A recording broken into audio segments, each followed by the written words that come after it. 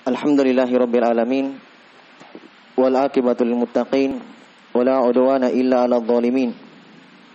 Asyhadu an la ilaha illallah wahdahu la syarikalah waliyus shalihin wa asyhadu anna Muhammadan abduhu wa rasuluhu wa khatamun nabiyyin sallallahu alaihi wa ala alihi wa ashabihi ajma'in, amma ba'd. Alhamdulillah, pada malam hari ini kita kembali melanjutkan kajian rutin kita dalam membaca Umdatul Ahkam, kumpulan hadits-hadits yang membahas tentang hukum-hukum di dalam fikih yang dikumpulkan oleh Abdul Ghani Al-Maqdisi rahimahullahu ta'ala, yang disepakati oleh Bukhari dan Muslim. Kita masih dalam bab tentang taharah, masih menyangkut permasalahan wudu. Kita sekarang masuk di hadits berikutnya, hadits Aisyah radhiyallahu taala anha. Baik, tafadhal.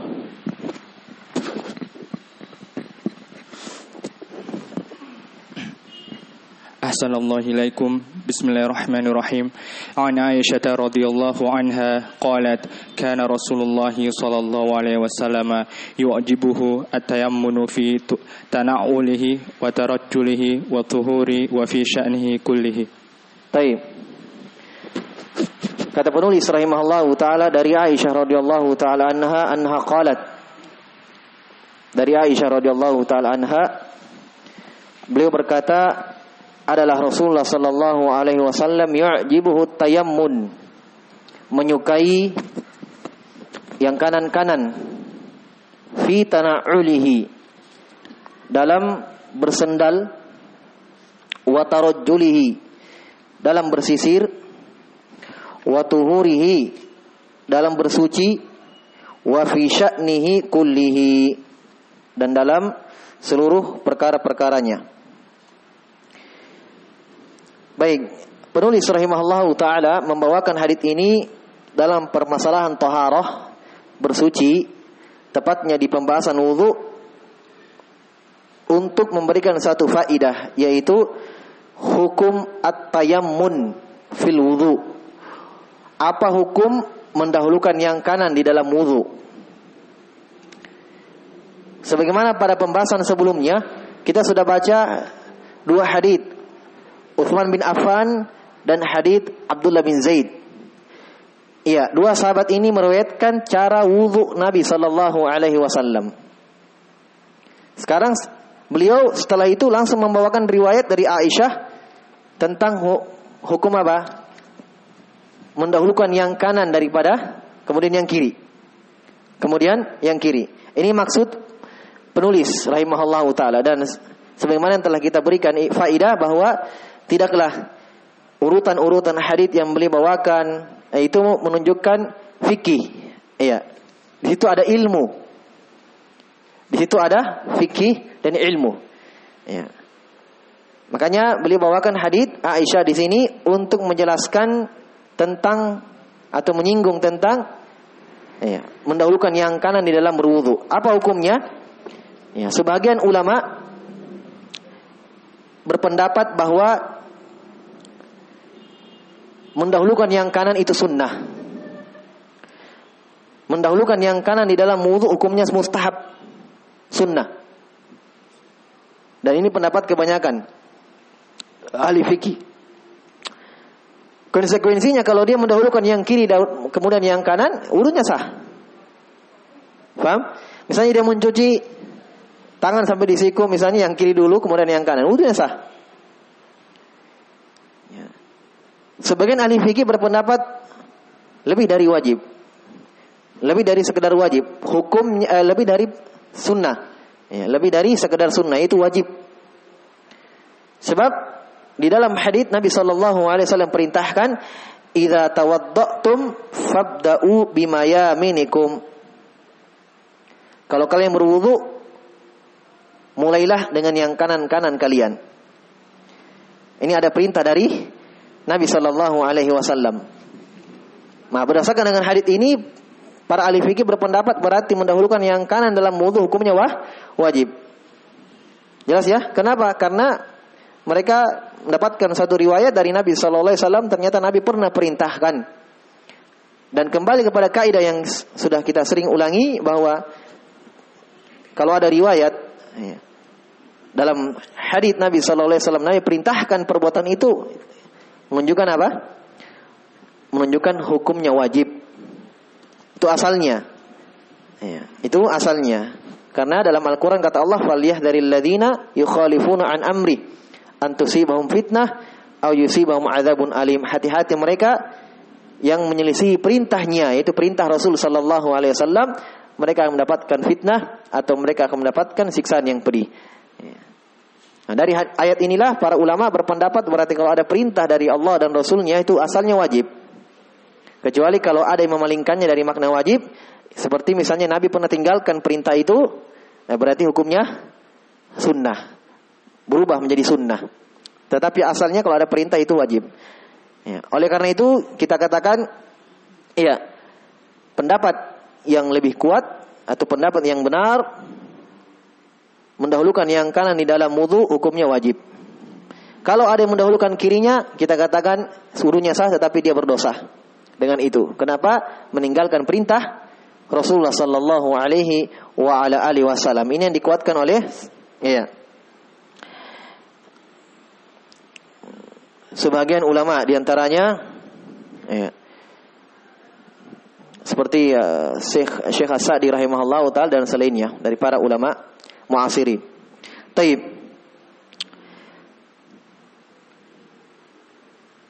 Kemudian di dalam hadits ini juga terdapat ilmu bahwa Nabi sallallahu alaihi wasallam menyukai yang kanan-kanan.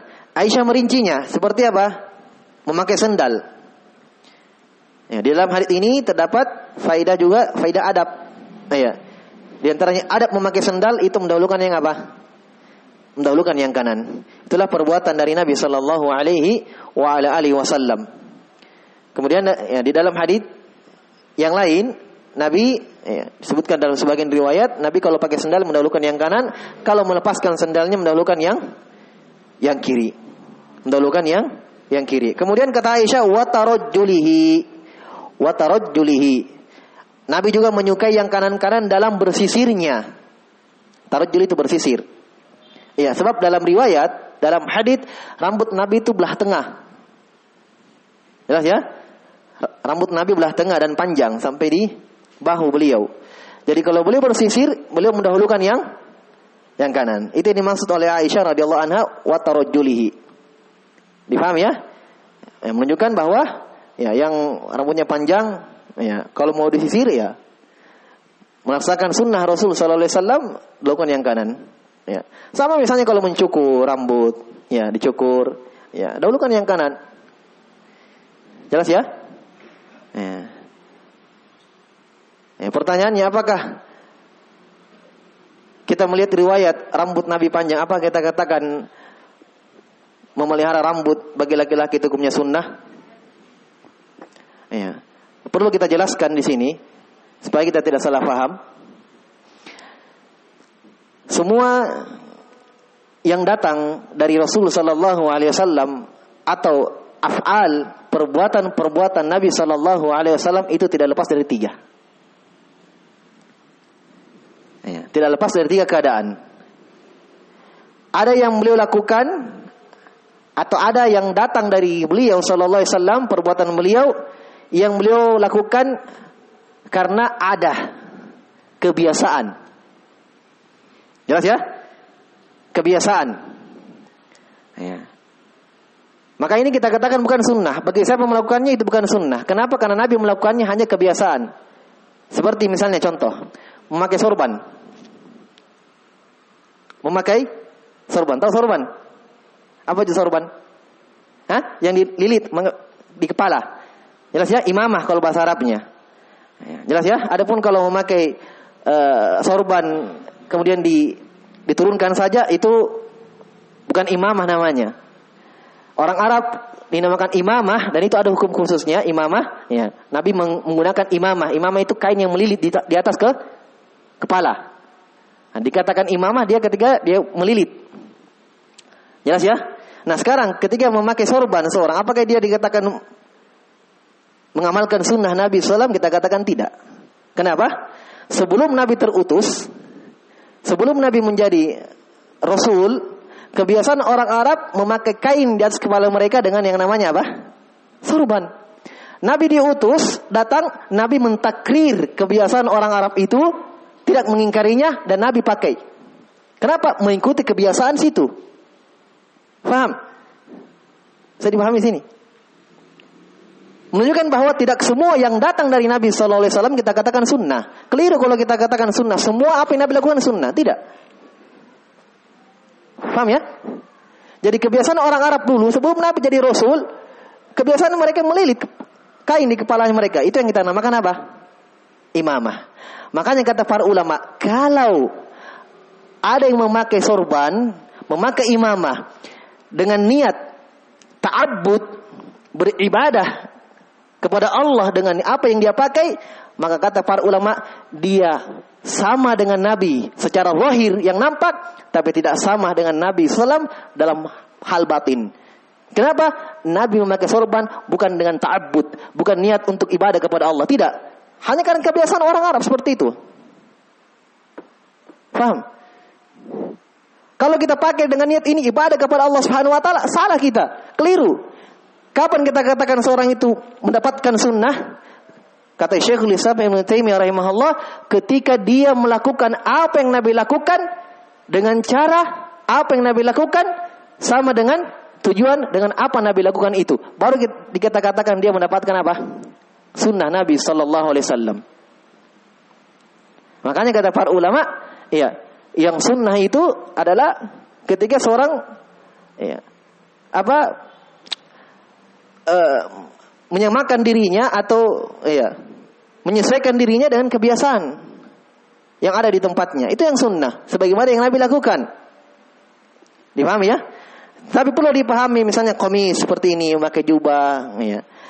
Dia pakai itu dikatakan dia menampakkan syariat Allah. Ya, simbol-simbol Allah, ya. Ya, syariat Islam. Ya. Jelas ya? Nah, kalau berwarna putih itu lain, itu kita katakan sunnah.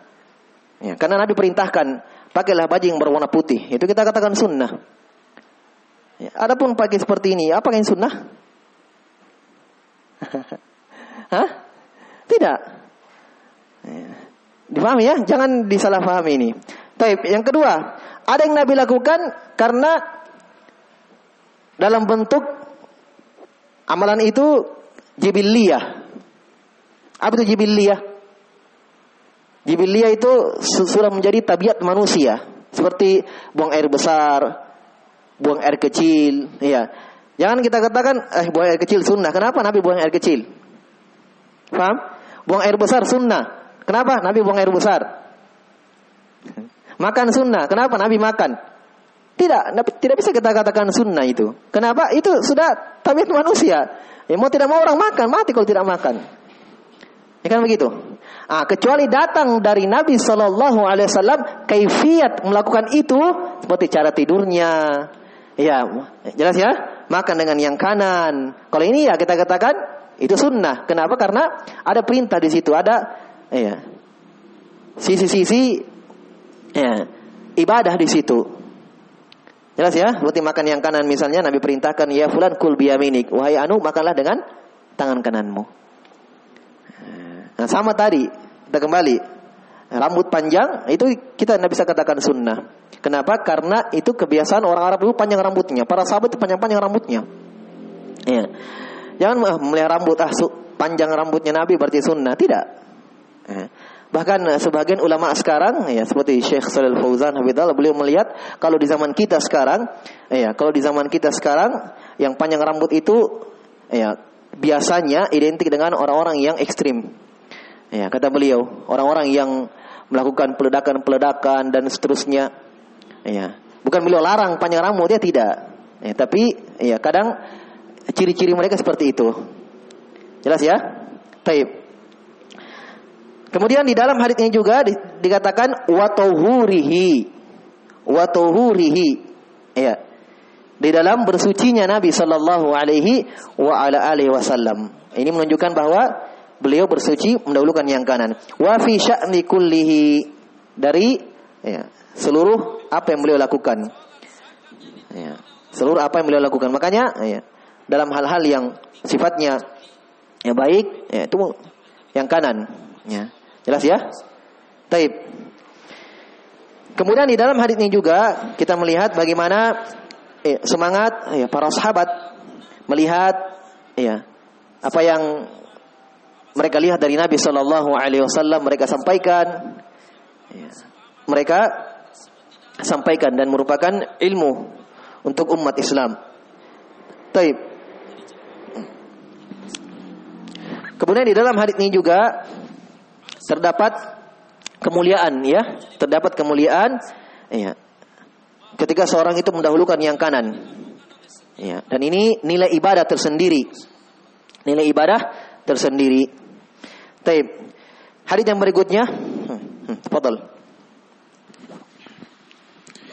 An Nuaimin al-Mujmiri an Abi Hurairah radhiyallahu anhu anin Nabi sallallahu alaihi wasallam annahu qala inna ummati yud'auna yaumal qiyamati gurran muhajjilin min atharil wudu'i faman istata'a minkum an yutila gurratahu falyaf'al. Wa fi lafdhin li Muslimin ra'aitu Aba Hurairah yatawadda'u faghasala wajhahu wa yadayhi hatta kada yablugul munkibaini thumma ghasala rijlaihi hatta rafa'a ila saqaini thumma qala sami'tu Rasulullah sallallahu alaihi wasallam yaqul inna ummati yud'auna yaumal qiyamati gurran muhajjilina min atharil wudu'i faman istata'a minkum an yutila gurratahu wa tahjilaihu falyaf'al. Terus fi lafdhil muslimin. Khalas. Wa fi lafdhin li Muslimin sami'tu Khalili sallallahu alaihi wasallam yaqul tablugul hilyatu min mu'mini haitsu yablugul wudu'u. Penulis berkata, hadits setelahnya An-Nu'aim ibn Mujmir. Nu'aim ibn Mujmir ini seorang tabi'in, bukan sahabat ya. Beliau murid dari seorang sahabat.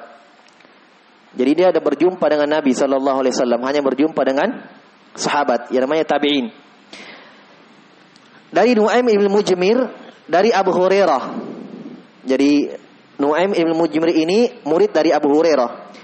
Dia meriwayatkan dari Abu Hurairah, seorang sahabat radhiyallahu anhu, dari Nabi sallallahu alaihi wasallam. Berarti kan rantai periwayatannya dari Nu'aim bin Mujmir, dari Abu Hurairah, dari Nabi sallallahu alaihi wasallam. Annahu qala, Nabi bersabda, "Inna ummati yud'auna yaumal qiyamah gurran muhajjalin min atharil wudu." Sungguh umatku, kata Nabi sallallahu alaihi wasallam, dibangkitkan pada hari kiamat gurran muhajjalin, bercahaya seluruh anggota tubuhnya, min atharil wudu, dari sisa-sisa wudu. Maksudnya apa? Seluruh anggota tubuh manusia yang terkena wudu bercahaya pada hari kiamat. Faham? Itu ucapan Nabi sallallahu alaihi wasallam. Kemudian faman istata'a minkum, maka siapa yang mampu di antara kalian memperpanjang basuhan wudunya. Faham? Memperpanjang basuhan wudunya, falyaf'al, lakukanlah. Hendaknya dia lakukan. Baik. Hadits ini dibawakan oleh penulis untuk menjelaskan satu, keutamaan wudu. Faham? Untuk menjelaskan sisi keutamaan wudu untuk umat Islam, dan ini kekhususan untuk umat Islam, kemuliaan khusus untuk umat Islam. Makanya Nabi bersabda, Inna ummati yud'auna yaumal qiyamah ghurran muhajjalin. Umatku dibangkitkan pada hari kiamat bercahaya seluruh anggota badannya yang terkena wudu. Ini terdapat faedah untuk kita semua, terdapat keutamaan umat Islam. Subhanallah, keutamaan umat Islam. Ya, bahkan para ulama menunjukkan, kata mereka di sini menunjukkan bahwa meruginya orang-orang yang meninggalkan wudu, meninggalkan salat. Kenapa? Kalau mereka tidak salat, berarti tidak berwudu. Ya kan? Tidak salat, tidak berwudu. Bagaimana Nabi sallallahu alaihi wasallam mengenal mereka pada hari kiamat? Bagaimana Nabi sallallahu alaihi wasallam mau mengenal mereka pada hari kiamat? Sementara Nabi kenal umatnya dengan athar, sisa-sisa, bekas-bekas air wudu yang menjadi cahaya untuk mereka pada hari kiamat. Ini keutamaan umat Islam. Keutamaan umat Islam. Makanya dalam riwayat yang lain Nabi ditanya, bagaimana kamu pada hari kiamat, wahai Muhammad, mengenal umatmu? Manusia banyak sekali. Beliau katakan bahwa umatku dibangkitkan pada hari kiamat bercahaya seluruh anggota wudunya. Anggota wudunya. Dalam riwayat yang lain beliau ditanya, bagaimana kamu mengetahui umatmu nanti pada hari kiamat? Maka Nabi mengatakan, saya tanya kamu, bagaimana pendapatmu ketika ada kuda yang hitam, banyak, kemudian di tengah-tengah ada kuda yang putih. Tidakkah kamu melihat kuda yang putih itu? Kata sahabat, iya, jelas. Kami pasti melihatnya karena dia berada di tengah-tengah kuda yang hitam, dia bercahaya putih. Kata Nabi SAW, begitulah umatku pada hari kiamat. Begitulah umatku pada hari kiamat. Ini keutamaan umat Islam yang Allah berikan untuk mereka. Di dalam hadits yang lain dari sahabat Muawiyah bin Haidah yang dikeluarkan oleh Imam Ahmad dan selainnya, kata Nabi SAW, antum tuhuna sab'ina ummah, antum khairuha wa akramuha 'ala Allah azza wa jalla. Kalian mencukupkan 70 umat. Kalian yang paling terakhir. Tapi kata Nabi SAW, antum khairuha wa akramuha 'ala Allah azza wa jalla. Kalian yang terbaiknya dan kalian yang paling afdalnya di sisi Allah Subhanahu wa taala. Padahal kebiasaan yang kita lihat, kalau yang datang terakhir itu dia tidak kebagian atau dia dapat yang paling jelek, yang paling buruk. Tetapi umat Islam datang paling belakangan, tetapi dialah yang paling afdal, mereka lah yang paling mulia di sisi Allah Subhanahu wa taala. Dalam hadits yang lain dari Abu Hurairah radhiyallahu taala anhu yang diriwayatkan oleh Bukhari dan Muslim, Nabi sallallahu alaihi wasallam bersabda, "Nahnul akhirun wa awwaluna yaumal qiyamah." Kamilah yang paling terakhir tetapi paling pertama pada hari kiamat. Paling pertama maksudnya apa? Ya, paling pertama dihisab. Yang paling pertama masuk surga dari kalangan umat, di antara umat-umat yang pernah ada adalah umat Islam. Adalah umat Islam. Jadi orang-orang yang beriman dari kalangan umat Islam yang masuk surga sebelum orang-orang yang beriman yang mengikuti Rasul mereka sebelum Rasulullah sallallahu alaihi wa alihi wasallam. Ini keutamaan umat Islam. Ini di antara keutamaan mereka. Mereka memiliki ibadah yang menjadi pembeda dengan umat-umat yang lainnya, di antaranya wudu. Di antaranya wudu. Jadi inilah maksud penulis membawakan hadits ini untuk menjelaskan keutamaan wudu. Kemudian di sini beliau membawakan Nu'aim ibn Mujmir. Kenapa beliau tidak katakan an Abu Hurairah? Sebelumnya kan banyak hadits langsung sahabatnya disebut langsung dari Nabi. Kenapa di sini disebutkan ada tabi'innya dulu, baru sahabat? Ya, kenapa tidak langsung dari Abu Hurairah dari Nabi sallallahu alaihi wasallam? Kata para ulama, beliau ingin mengisyaratkan ada ilmu di situ bahwa, perhatikan, ucapan setelahnya, siapa di antara kalian yang mampu memperpanjang wudunya, lakukanlah. Siapa di antara kalian yang mampu memperpanjang basuhan anggota wudunya, lakukanlah. Itu bukan ucapan Nabi sallallahu alaihi wasallam. Jelas? Ucapan Nabi hanya sampai koma, min atharil wudu. Umatku akan dibangkitkan pada hari kiamat bercahaya seluruh anggota wudunya yang kena air. Ucapan Nabi sampai di situ, titik. Perhatikan ya.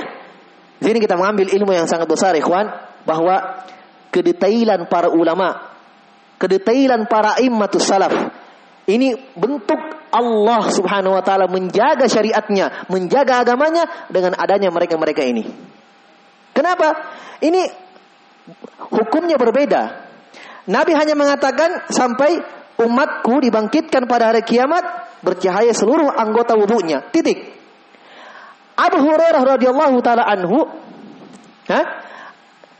karena semangatnya mendengarkan hadits ini, dia pahami sesuai dengan ilmu yang sampai kepada beliau. Kalau bercahaya anggota wudu yang kena air, berarti kalau kita panjangkan basuhan itu, besar apanya? Panjang apanya?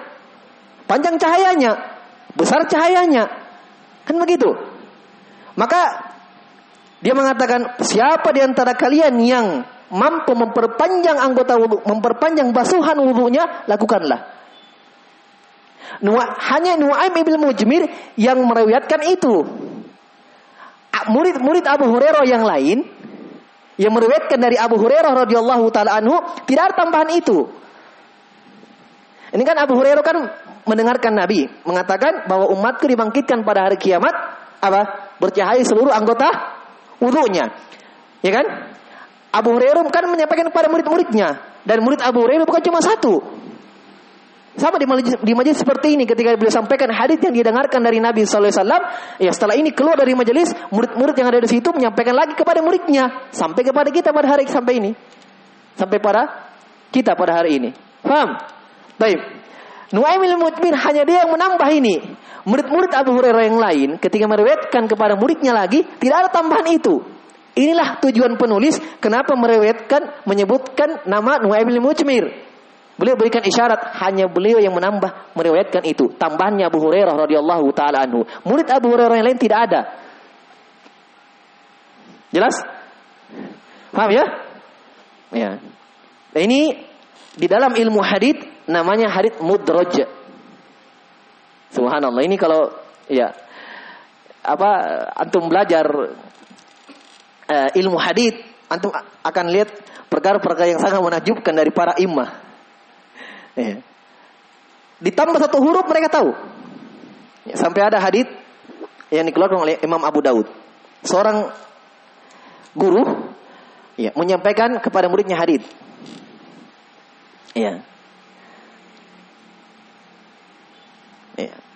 Disampaikan kepada muridnya hadits, bentuknya imla. Tahu imla ya?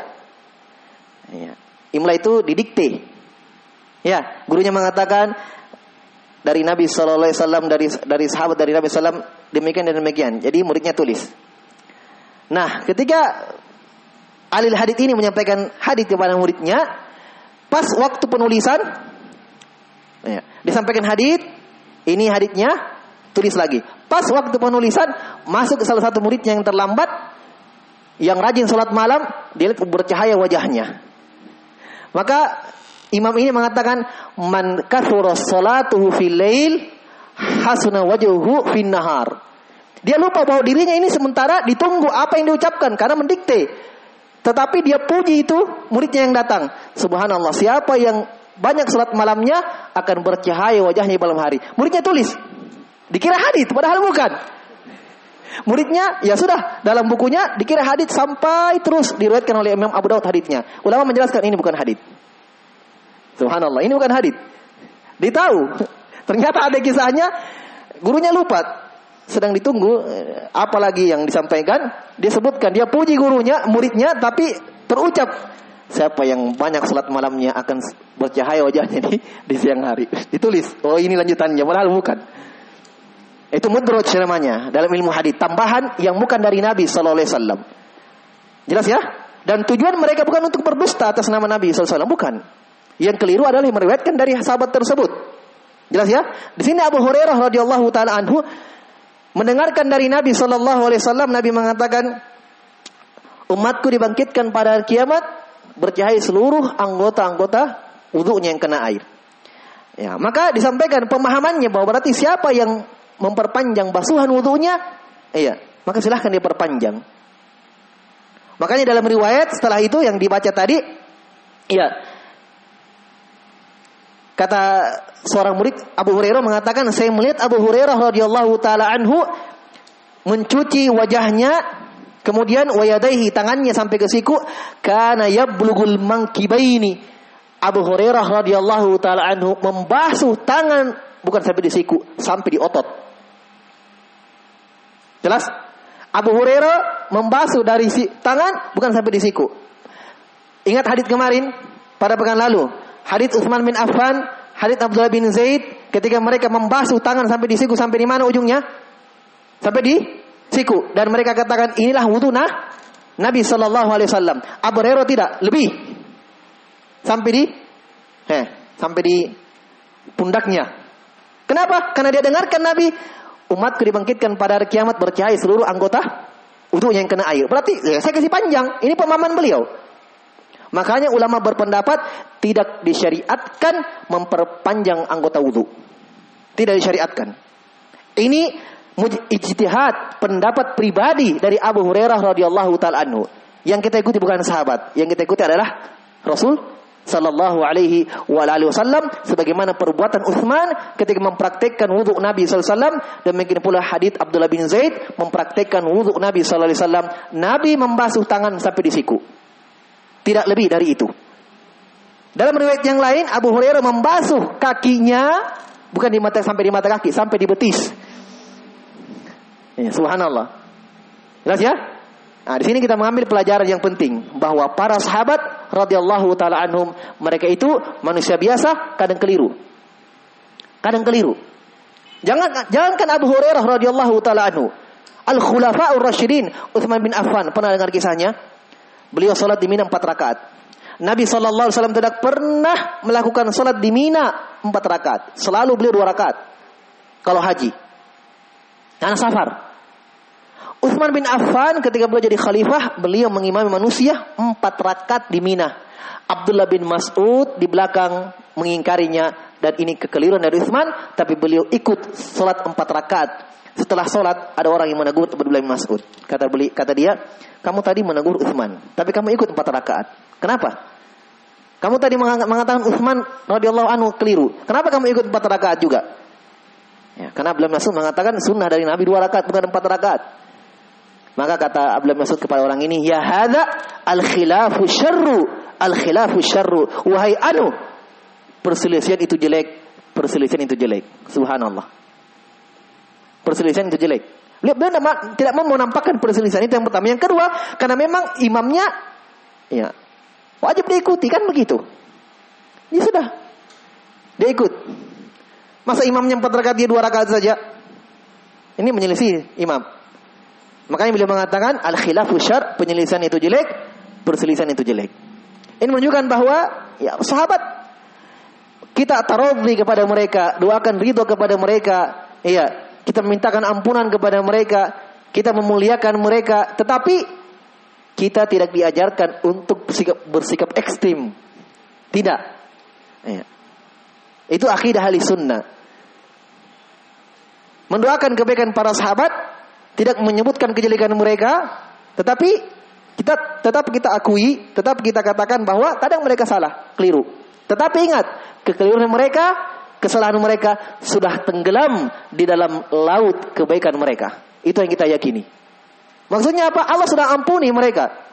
Allah sudah ampuni. As-sabiqunal awwalun minal muhajirin wal ansar walladzina tabauhum bi ihsan radhiyallahu anhum wa radu anhu. Orang-orang yang terdahulu dari orang-orang muhajirin dan ansar dan orang-orang yang mengikuti mereka, kata Allah radhiyallahu anhu wa radu anhu. Allah sudah ridho kepada mereka dan mereka ridho kepada Allah Subhanahu wa taala. Yang pertama. Yang kedua, sahabat radhiyallahu taala anhum itu di zaman Nabi sallallahu alaihi wasallam dibolehkan untuk berijtihad. Ini ilmu penting di sini. Jadi para sahabat itu ahlul ijtihad. Ijtihad itu berpendapat sesuai dengan ilmu yang sampai kepada dia, ya. Pendapat pribadi. Jadi para sahabat di zaman Nabi itu dibolehkan mereka berijtihad walaupun salah. Kalau mereka salah dalam ijtihadnya, dalam pendapat mereka, sehingga pendapat itu lahir sebuah amalan salah, maka dapat pahala 1. Kalau benar dapat pahala 2. Sahabat itu. Kalau kita ya, bukan ahlul ijtihad, kita fasalu ahla dzikri in kuntum la ta'lamun. Tanyalah orang-orang yang berilmu kalau kalian tidak tahu. Tidak diizinkan kita untuk ini deh. Tidak. Kalau tidak tahu apa? Bertanya, belajar. Kalau sahabat diizinkan, tidak tahu, lakukan. Apa yang sampai ilmu kepadanya dia lakukan. Kalau salah, tidak ditegur oleh Nabi SAW, tidak disalahkan, hanya diajar. Saya beri contoh. Ammar bin Yasir radhiyallahu anhu. Ammar bin Yasir diutus oleh Nabi SAW di sebuah peperangan. Junub. Beliau junub. Tahu bahwa junub kalau tidak ada air diganti dengan tayammum. Pada waktu itu beliau cari air tidak ada. Masuk waktu sholat. Tapi beliau belum tahu caranya bagaimana cara tayammum. Tapi beliau sudah tahu bahwa tayammum itu bisa menggantikan air untuk orang yang junub. Untuk orang yang junub. Bagaimana beliau, apa yang beliau lakukan? Dalam hadits dikatakan, fatamarraqtu fis sa'id kama tamarraqadz dhabbatu. Saya berguling-guling di pasir sebagaimana berguling-gulingnya binatang. Sudah tayammum. Tayammum. Dilaporkan keesokan hari oleh Nabi SAW, kata Nabi SAW, Nabi hanya senyum. Tidak, kau ini memang bertanya, makanya bertanya. Tidak. Kata Nabi SAW, innaka takfika antakula hakadha. Kata Nabi, cukup bagi kamu melakukan ini. Nabi tepuk tangannya di tanah, kemudian beliau usap tangannya, kemudian wajahnya. Selesai, tidak dimarahi. Perhatikan, ini ijtihad sahabat. Contoh lain. Sahabat datang dari luar, sudah sholat mereka. Jelas? Nabi dan para sahabat masih sholat. Yang sahabat ini datang langsung duduk di masjid, di belakang, tidak ikut sholat. Kata Nabi SAW, dilaporkan, ya Rasulullah, mereka tadi datang langsung duduk, tidak ikut sholat. Kata Nabi SAW, apa yang membuat kalian seperti itu? Kenapa kalian tidak ikut bersama kami sholat? Kata sahabat ini, ya Rasulullah, kami sudah sholat di rumah-rumah kami. Kata Nabi SAW, jangan seperti itu. Ikut sholat, sunnah bagi kalian. Perhatikan, mereka yang berijtihad. Iya, karena kita sholat duduk saja. Padahal kata Nabi, jangan. Kalau kalian datang, sholat saja, sunnah bagi kalian. Itu boleh. Paham? Paham ya? Perhatikan ijtihad mereka. Kenapa saya katakan ini? Karena ada syubhat yang tersebar. Ada pengkaburan yang tersebar, yang disebarkan oleh sebagian da'i. Dengan mengatakan ada bid'ah hasanah. Ada bid'ah hasanah. Ada bid'ah yang baik. Oh ada. Dalilnya apa? Dalilnya seorang sahabat membaca doa ketika dari ruku, Sami Allahu liman hamidah. Yang dari Nabi, Rabbana walakal hamdu. Ya kan? Atau Rabbana lakal hamdu. Ada sahabat di belakangnya tambah, Rabbana lakal hamdu. Hamdan katsiran thayyiban mubarakan fihi. Dia tambah, ini dalilnya, perhatikan ya. Pembodohan umat. Orang ini tambah. Nabi tidak sebut namanya siapa, tapi disebut dalam riwayat seorang lelaki. Rajulun, namanya tidak disebut. Dia tambah, Rabbana lakal hamdu hamdan katsiran thayyiban mubarakan fihi. Dan kekhususan Nabi SAW, Nabi tahu apa yang dibaca orang di belakangnya. Bahkan Nabi tahu apa yang mereka lakukan, Nabi tahu. Ini kekhususan Nabi SAW. Nabi tahu apa yang mereka lakukan di belakang. Setelah sholat, Nabi bertanya, siapa tadi yang baca Rabbana lakal hamdu hamdan katsiran thayyiban mubarakan fihi? Mulai takut dia. Kenapa yang saya ditanya ini? Jangan-jangan karena saya menambah. Saya Rasulullah, angkat tangan. Saya melihat 12 malaikat berlomba-lomba mencatat pahalamu. Allahu Akbar. Saya melihat 12 malaikat berlomba-lomba mencatat pahalamu. Dia katakan, berarti boleh kita tambah-tambah. Ada bidah hasanah, yang penting baik. Oke, kalau sholat subuh 3 rakaat, tambah. Baik kan? Jawabannya, ingat, kembali ke pembahasan kita, bahwa sahabat itu di zaman Nabi dibolehkan untuk berijtihad. Kalau salah, diingatkan. Kalau benar, jadi syariat. Ditakrir oleh Nabi. Kenapa? Karena pada waktu itu adalah zaman wahyu. Kalau salah, ditegur oleh wahyu. Kalau benar, jadi syariat. Ditetapkan oleh Nabi sebagai syariat. Itu benar. Paham? Dibolehkan. Jadilah itu sunnah. Karena Nabi takrir, tidak ingkari. Bahkan Nabi katakan, 12 malaikat saya lihat berlomba-lomba mencatat pahalamu. Itu jadi doa i'tidal. Rabbana walakal hamdu hamdan katsiran thayyiban mubarakan fihi. Jelas? Dia jadikan dalil bolehnya menambah dalam syariat.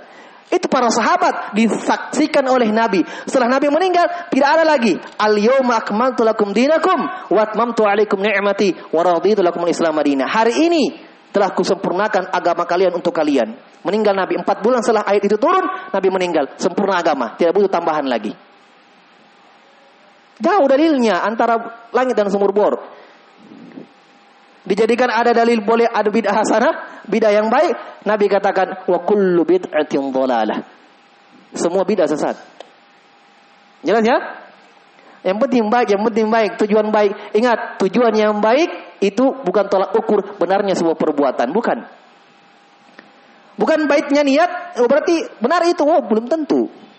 Sama orang misalnya mau bersedekah, mau berinfak kepada orang miskin, pergi mencuri. Kenapa kau mencuri? Karena harta ini yang saya dapat, saya mau bersedekah kepada orang miskin. Salah.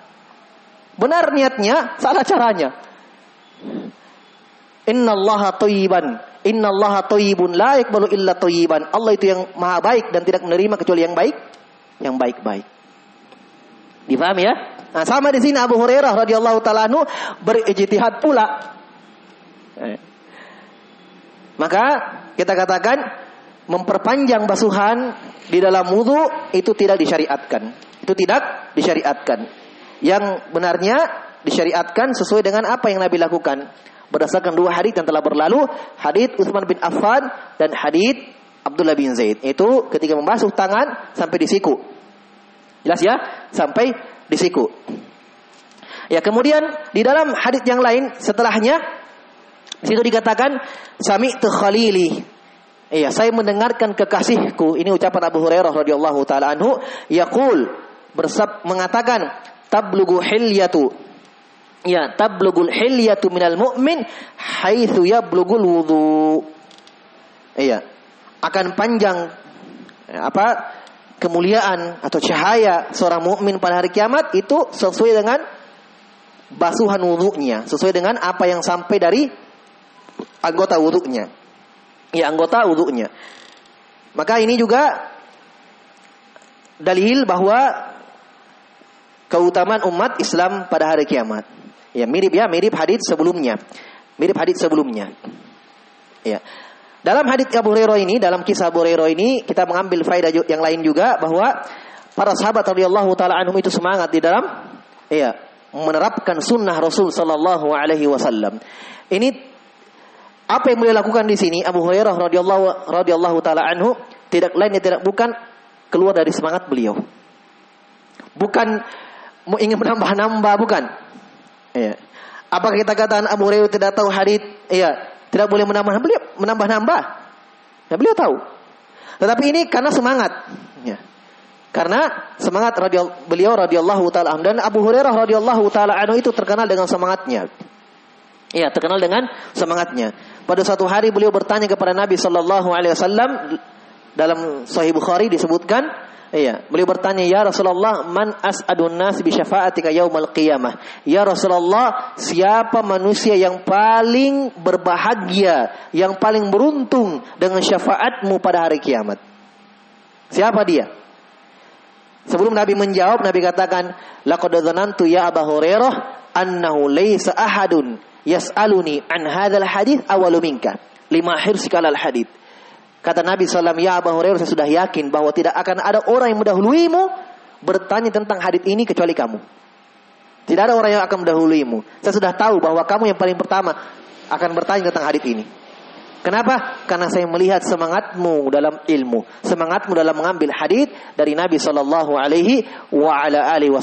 Barulah setelah itu beliau jawab, as'adun nasi bi syafaati yaumal qiyamah man qala la ilaha illallah khalisan min qalbihi. Yang paling bahagia, yang paling beruntung dengan syafaatku pada hari kiamat adalah orang yang mengucapkan la ilaha illallah jujur dari dalam hatinya.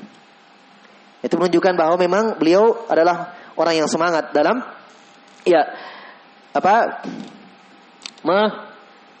mempraktekkan atau mengambil ilmu dari Nabi sallallahu alaihi wasallam. Kemudian dalam hadis ini juga terdapat faedah bahwa hendaknya kita selalu menjaga wudu. Disyariatkan dan disunnahkan seseorang itu menjaga wudunya. Dalam Al-Qur'an Allah Subhanahu wa taala berfirman, "Innallaha yuhibbut tawwabina wa yuhibbul mutatahhirin." Ya, Allah Subhanahu wa taala mencintai orang-orang yang bertaubat dan mencintai orang-orang yang selalu bersuci. Orang-orang yang selalu bersuci. Iya, selalu bersuci di situ ada dua maknanya. Bersuci dari hadits hissiyah dan bersuci dari hadat ma'nawiyah. Saya ulangi, bersuci dari hadat ma'nawiyah dan bersuci dari hadat hissiyah. Sebab hadat itu, najis itu ada dua. Ada najis bermakna hissiyah, najis yang terlihat, ya, dan ada najis yang tidak terlihat, berbentuk makna. Paham? Contohnya, di dalam Al-Quran Allah katakan innamal musyrikuna najasun. Orang-orang musyrik itu najis. Dalam Al-Quran ini, orang-orang musyrikin, orang-orang kafir najis.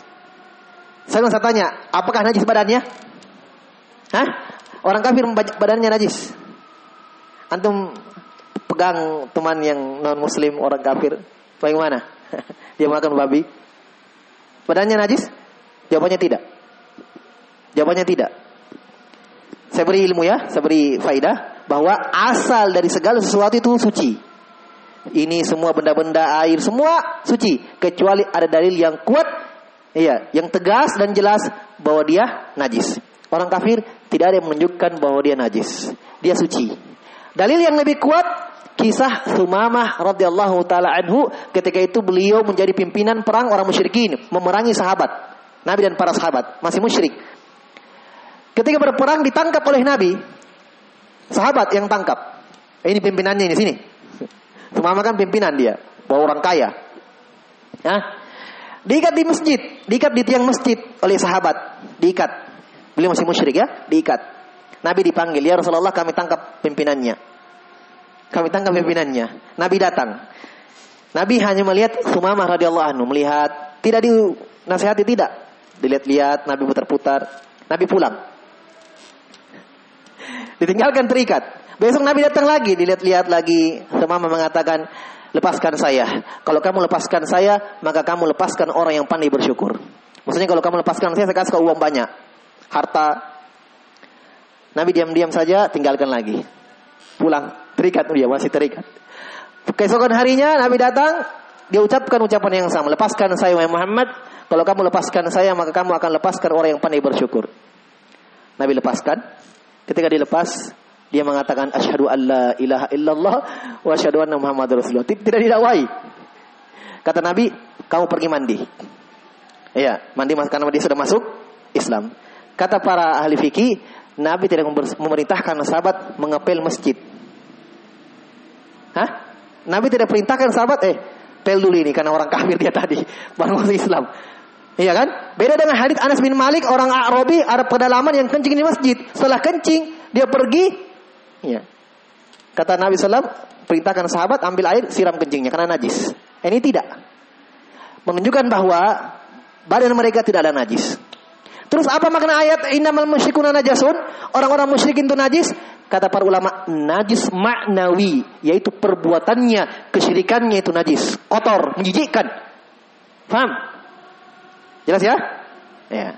Kemudian najis yang kedua atau kotoran yang kedua, najis yang kedua adalah yang hissi, yaitu kencing, kotoran, itu yang nampak. Nah, di dalam ayat ini innallaha yuhibbut tawwabin wa yuhibbul mutatahhirin. Allah mencintai orang-orang yang bertaubat dan mencintai orang-orang yang selalu bersuci. Bersuci dari dua makna itu tadi. Bersuci dari hadat, najis yang terlihat, dan bersuci dari dosa-dosa, khurafat, bid'ah, maksiat, dia bertobat dari itu. Dia mensucikan dirinya dari itu semua. Jelas ya? Di sini sangat jelas keutamaan orang yang menjaga wudunya. Iya, keutamaan orang yang menjaga wudunya. Dan kata para ulama, pemahaman kebalikannya ini kejelekan, keburukan, dosa bagi yang meninggalkan salat, meninggalkan berwudu. Iya, meninggalkan salat dan dia tidak berwudu. Kenapa? Karena Nabi mengenali umatnya pada hari kiamat dengan anggota wudu yang terkena air. Iya. Kemudian di sini dikatakan inna ummati. Umat di situ yang dimaksud bukan semua umat. Umat itu ada dua ya.